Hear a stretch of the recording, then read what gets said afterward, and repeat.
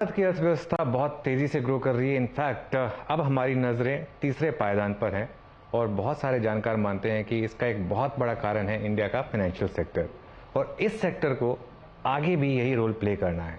तो हमने सोचा क्यों ना बात की जाए देश के सबसे बड़े बैंकर से। जी हाँ, हम पहुंच गए हैं स्टेट बैंक ऑफ इंडिया के आइकॉनिक हेडक्वार्टर्स में, नरिमन पॉइंट पर, और मेरे सामने बैठे हैं देश के सबसे बड़े banker, state bank of India के चेयरमैन दिनेश कुमार खरा साहब। खरा साहब, थैंक यू सो मच। सबसे पहले तो आपको और आपकी पूरी टीम को दिवाली की बहुत बहुत शुभकामनाएं। आप सबको भी दीपावली की बहुत बहुत शुभकामनाएं। धन्यवाद। और इतने बिजी शेड्यूल से आपने हमारे लिए समय निकाला, उसके लिए एक बार आपका बहुत बहुत शुक्रिया। खरा साहब, मैं यहाँ पर आज थोड़ी बड़ी बातें करने आया हूँ, बिग पिक्चर टर्म्स में। तो मैं देख रहा था आपके पिछले क्वार्टर के नंबर्स, और अगर फिर उसमें मैं Q1 के नंबर्स जोड़ दूं तो आपका इस हाफ का नेट प्रॉफिट करीब करीब 31,000 करोड़। पिछले साल पूरे साल का प्रॉफिट पहली बार 50,000 करोड़ क्रॉस हुआ था। तो ये जो ट्रेजेक्ट्री है, ये अब इसी तरीके से आगे कंटिन्यू करेगी आपके हिसाब से?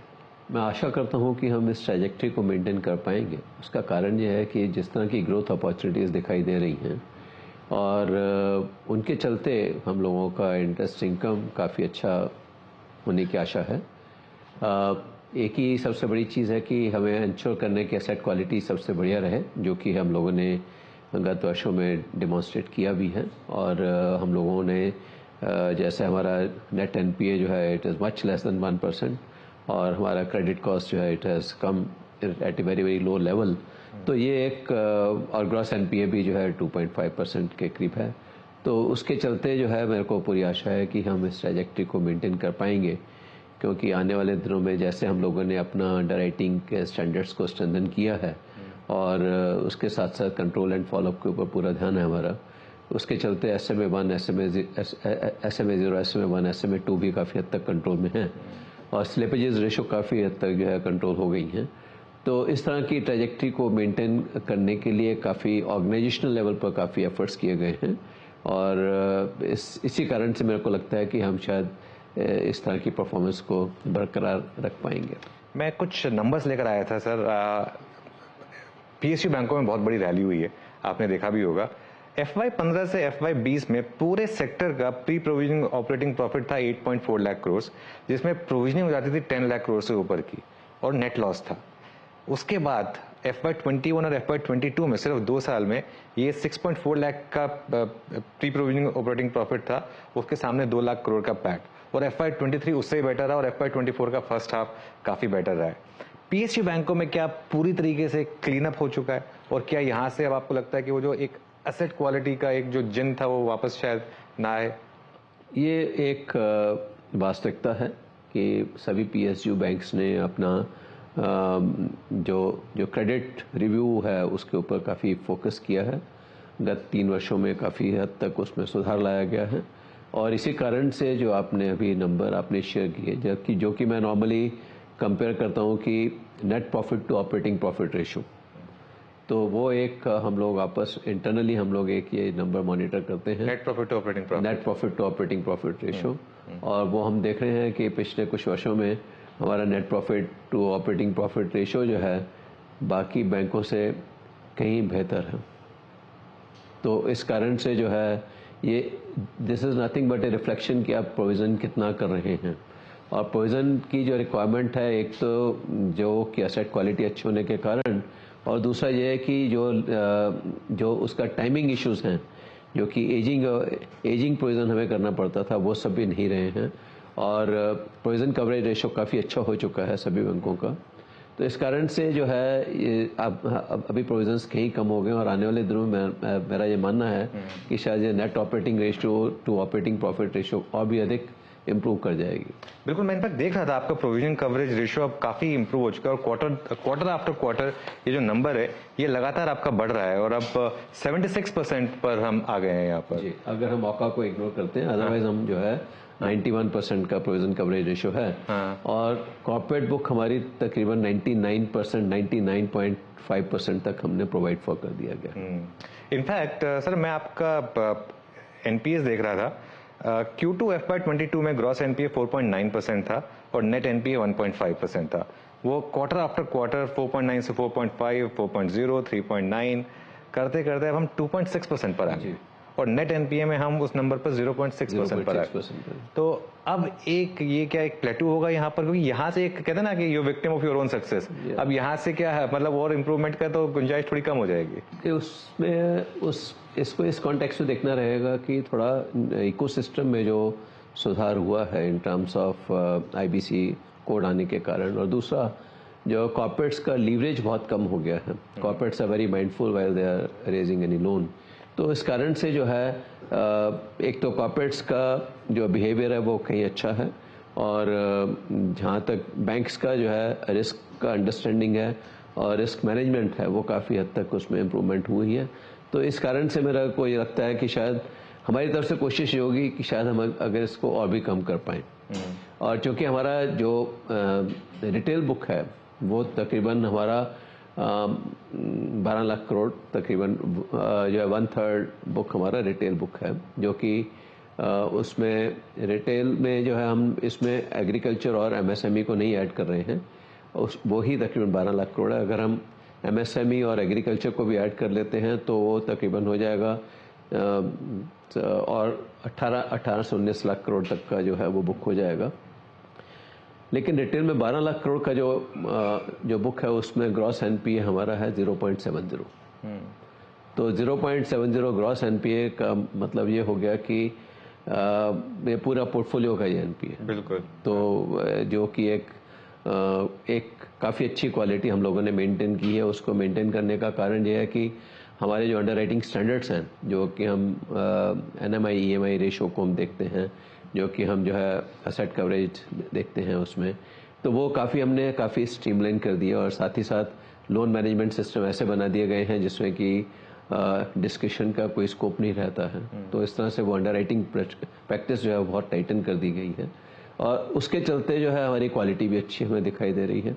तो ये कुछ हम लोगों ने इन्वेस्ट किया है इन सब चीज़ों में।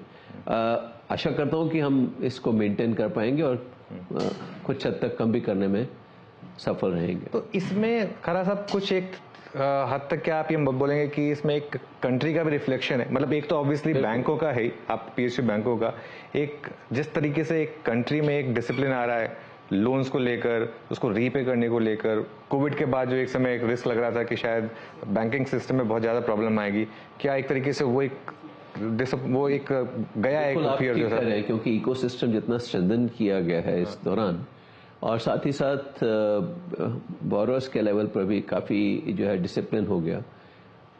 रिटेल बोरोअर तो ब्यूरो स्कोर के चलते जो है बहुत कॉशियस हो गए, और कॉर्पोरेट बोरोअर्स जो हैं वो इंसॉल्वेंसी मैकेनिज्म को देखकर बहुत कॉशियस हो गए, और साथ ही उन्होंने रियलाइज़ किया है कि अगर लीवरेज को प्रॉपरली डिप्लॉय नहीं किया जाए तो इट कैन बी डिजास्टर्स। तो ये एक कॉमन अंडरस्टैंडिंग हो गया है।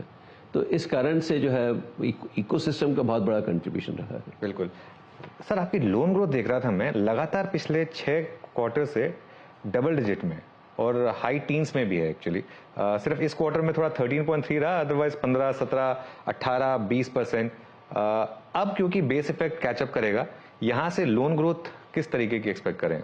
देखिए, रिटेल तो हम जो है पिछले 3 साल से ऊपर हो गया, जबकि हमारा कंपाउंडेड एनुअल ग्रोथ रेट जो है 17% रहा है। और अभी भी जिस तरह का हम सोर्सिंग और सैंक्शनिंग देख रहे हैं, आशा करते हैं कि इसमें अभी भी हम जो है 14 से 16% तक का ग्रोथ रिटेल में अभी भी रहेगा। हम लोगों ने एमएसएमई में काफ़ी अच्छा ग्रोथ देखा है, पिछले क्वार्टर में तो 23% का ग्रोथ आया है, और सिमिलरली एग्रीकल्चर में भी हम अच्छा ग्रोथ देख रहे हैं। सिर्फ जो लार्ज कॉर्पोरेट बुक है उसमें थोड़ा ग्रोथ उतना स्ट्रांग नहीं है। उसका कारण ये है कि हम लोगों ने देखा है कि there is always a gap, जबकि जो है आप इन्वेस्टमेंट एनविसाइज करते हैं और एक्चुअल अवेलमेंट या जो लोन बुक में ग्रोथ होता है। उस कॉन्टेक्स्ट में इतना ही कहना चाहूँगा कि पिछले साल March ending 23rd of March जो प्राइवेट सेक्टर का कमिटमेंट है वो 37 ट्रिलियन का था, और मार्च एंडिंग 22 यही कमिटमेंट जो है 22 ट्रिलियन का था, और अभी भी फर्स्ट हाफ में इस साल के ये कमिटमेंट 15 ट्रिलियन का है। तो इसका अभिप्राय ये है कि जहाँ तक इन्वेस्टमेंट का सवाल है प्राइवेट सेक्टर से, वो इन्वेस्टमेंट जो है वो कमिटमेंट हो रहा है, और उसके लिए part of it will be funded by equity and part will be funded by debt. और हम लोग भी, जैसा हमारे बैंक के लेवल पर ही हम लोगों ने देखा है कि तकरीबन 4 ट्रिलियन के करीब हमारे पास जो लार्ज कॉर्पोरेट्स के लोन प्रपोजल या तो पेंडिंग डिसबर्समेंट्स हैं या they are under the sanctioning process. So this very clear reflection कि इन्वेस्टमेंट का जो है ट्रैजेक्टरी बड़ा क्लियर है, और इन्वेस्टमेंट का ट्रैजेक्टरी बहुत हद तक जो है जिस तरह का ग्रोथ लीवर्स दिखाई दे रहे हैं इकोनॉमी में, जो कि इंफ्रास्ट्रक्चर है, रिन्यूएबल है, बैटरीज है, ये सब तो नए सेक्टर अभी जो है शुरू हुए, और इनके चलते जो है जो इन्वेस्टमेंट आ रही है वो 2 से 3 साल में काफ़ी हद तक फ्रैक्टिफाई होकर सामने दिखाई देगी। तो ये मेरा मानना है।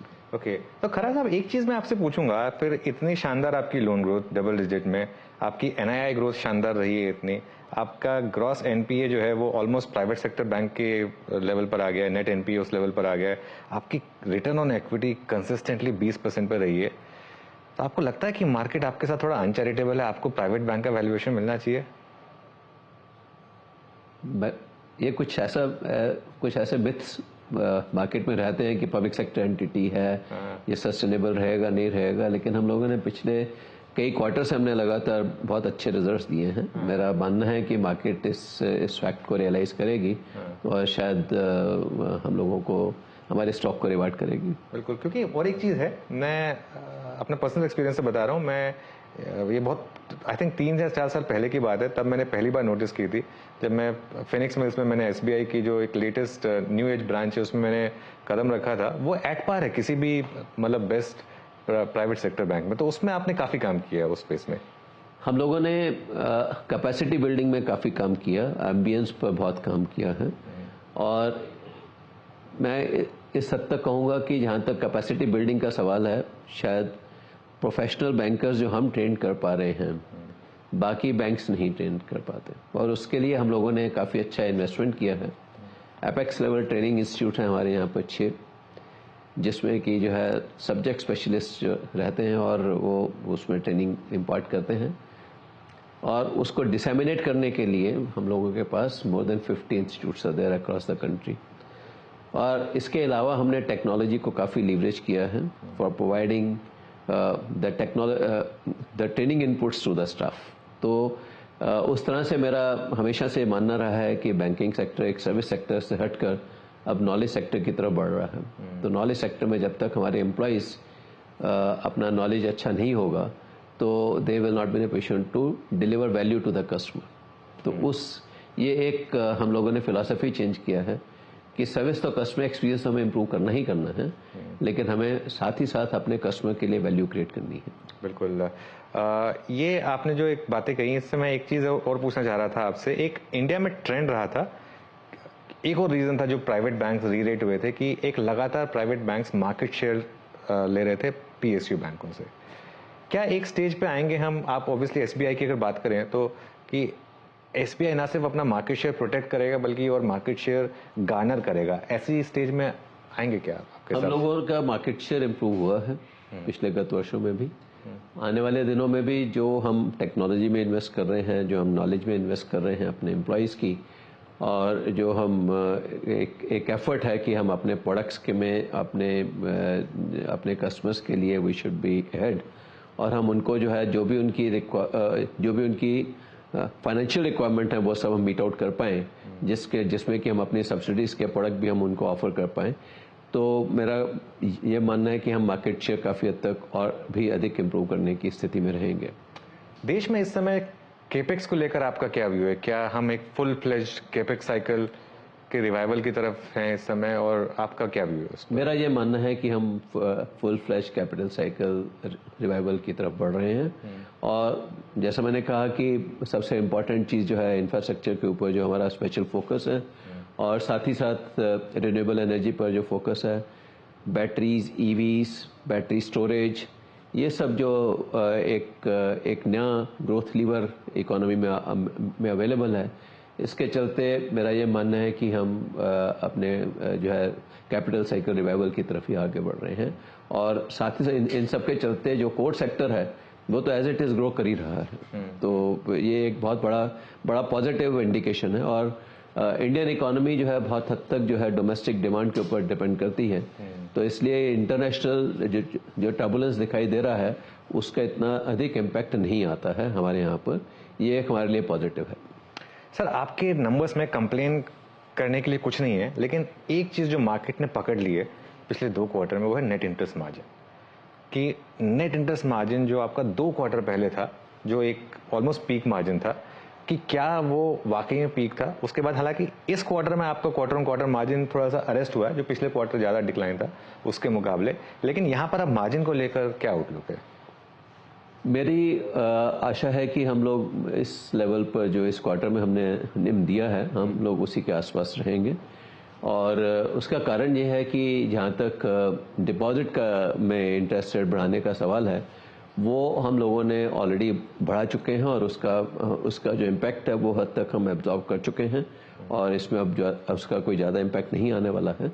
और जैसा कि कहा जा रहा है हायर फॉर लॉन्गर जो इंटरेस्ट रेट की बात हो रही है, और उसके चलते मेरे को ये लगता है कि अब स्टेबल इंटरेस्ट रेट एनवायरनमेंट रहेगा तो हमारा निम जो इस लेवल पर है, हमें आशा है कि उसी लेवल पर मेंटेन हो पाएगा। और क्या एक विजिबिलिटी है कि जो 2 क्वार्टर पहले का आपने रिकॉर्ड निम किया था वहां पे भी कभी वो शायद किसी स्टेज में देखेंगे, अगर उस स्टेज पर आ पाए, क्योंकि वो एक ऐसा फेज था जिसमें कि डिपॉजिट भी रीप्राइस हो रहे थे, लोन भी रीप्राइस हो रहे थे, लेकिन अब वो डिपॉजिट रीप्राइस हो चुके हैं और लोन की रीप्राइसिंग में भी बहुत ज़्यादा स्कोप नहीं है।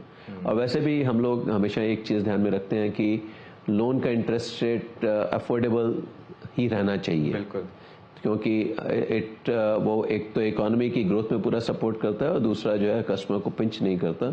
वो हमारी एक कोशिश हमेशा रहती है, लेकिन रीजनेबल रहना चाहिए, ये हमारी एक कोशिश है। ओके, तो आपको डिपॉजिट्स में लेकर कुछ because of the recent phenomena कुछ बैंक्स तो 7-8% भी डिपॉजिट दे रहे हैं, तो कुछ तकलीफ हो रही है क्या आपको फिर उसमें? देखिए, ऐसा है कि हम लोगों ने अच्छा डिपॉजिट ग्रोथ अभी किया भी है और हम लोगों के पास जो हमारा क्रेडिट डिपॉजिट रेशो है डोमेस्टिक बुक को अगर देखते हैं तो वो तकरीबन 65% के करीब है, जो कि बाकी बैंक्स में जो है वो 80-85% का जो है क्रेडिट डिपॉजिट रेशो है। तो इस कारण से हम लोगों के पास इतना प्रेशर नहीं है डिपॉजिट का इंटरेस्ट रेट बढ़ाने का, क्योंकि हमारे पास काफ़ी स्कोप है, हम अपनी लोन बुक को अभी भी ग्रो कर सकते हैं और उसमें कोई हमारे पास चैलेंज नहीं है। सर, आपकी जो वैल्यूएशन होती है उसमें एक सम ऑफ द पार्ट्स में एक आपकी सब्सिडीज का बहुत बड़ा रोल होता है। आपने ऑब्वियसली एसबीआई लाइफ इंश्योरेंस को लिस्ट कराया हुआ है, एसबीआई कार्ड्स को लिस्ट कराया हुआ है। एसबीआई एएमसी को लेकर क्या व्यू बन रहा है? क्योंकि मुझे याद है आपने कुछ महीने पहले कहा था कि अभी हम उसको ठंडे बस्ते में रख रहे हैं, लेकिन अभी मार्केट वापस हॉट हुआ है, म्यूचुअल फंड्स में लगातार रिकॉर्ड इन्फ्लोज आ रहे हैं, वापस एक बार सेक्टर, एक एग्जांपल दे रहा हूं मैं, एचडीएफसी एएमसी का स्टॉक में एकदम से करीब 50 या 60% की रैली हुई है बहुत जल्दी 3 महीने में। एक रीलुक का मन हो रहा है क्या उसको मोनेटाइज करने के लिए? देखिए, ऐसा है कि एएमसी में कैपिटल का तो इतना रिक्वायरमेंट नहीं रहता है, तो ये तो एक्चुअली ये एक इंडस्ट्री ऐसी है जो कि लाइट कैपिटल इंडस्ट्री है, तो इसमें नॉलेज बेस का ज़्यादा रिक्वायरमेंट रहता है। तो इसी कारण से हम लोगों ने फ़िलहाल इसके ऊपर कोई विशेष रूप से हम ध्यान नहीं दे रहे कि इसको हम आईपीओ वगैरह करें, और आने वाले दिनों में देखेंगे अगर कुछ आवश्यकता हुई, कुछ कैपिटल की रिक्वायरमेंट होगी यहाँ पर, तब देखेंगे। लेकिन अभी तो इसका नेटवर्क काफ़ी अच्छा है और ज़्यादा इंपॉर्टेंट ये है कि इनकी स्कीम्स अच्छा परफॉर्म करें, जिसके ऊपर कि हमारा पूरा ध्यान है। नहीं, बिल्कुल, काफ़ी अच्छा कर भी रहे हैं आप। मैं एसबीआई म्यूचुअल फंड की मैनेजमेंट से लगातार मिलता रहता हूँ, काफ़ी वहाँ पर भी रेवोल्यूशनर्स हुआ है। तो आप तब तक नहीं लाएंगे जब तक आपको कैपिटल की जरूरत होगी, इस मतलब सिर्फ इसमें अपॉर्चुनिस्टिक कैपिटल रेजिंग नहीं होगी, इसमें कोई ज़रूरत नहीं है, इसमें कोई ज़रूरत नहीं है। और हमने लाइफ और कार्ड को इसलिए आईपीओ इसलिए भी किया था क्योंकि ये जो है इसमें कैपिटल की हमेशा रिक्वायरमेंट रहती है और हम उसको डीकपल करना चाहते थे फ्रॉम द बैंक, तो इसलिए हमने उसको जो है किया था। एसबीआई कैप्स, उसमें भी अभी कोई एसबीआई कैप भी जो है उसमें भी it's again A light capital entity, तो उसमें भी ऐसी कोई आवश्यकता नहीं है। ओके, येस बैंक को लेकर अब आपका क्या रहता है? आपने टर्न अराउंड किया एक बैंक का, आपने एक मुश्किल समय में उस बैंक को संभाला, अब येस बैंक को लेकर क्या व्यू है? लॉक इन मेरे ख्याल से आपका शायद अब इसमें खत्म हो रहा है, तो क्या व्यू होगा इस पर? अभी हम लोगों ने इस विषय में बोर्ड लेवल पर डेलिब्रेशन करना है जब एक बार बोर्ड लेवल पर डेलिब्रेशन करेंगे तो कुछ भी बनाएंगे। आरबीआई की तरफ से आपको कोई इसमें डायरेक्टिव है क्या? ऐसा कुछ नहीं है फिलहाल, लेकिन हम लोगों को जैसे हमारा टाइम पीरियड इसमें होगा तो हम लोग इसमें लॉन्ग टर्म इन्वेस्टर तो नहीं थे, लेकिन अब जैसे जैसे इसके ऊपर एक व्यू लिया जाएगा बोर्ड में, फिर हम कुछ आप लोगों से सबसे शेयर करेंगे। इसमें आप लेकिन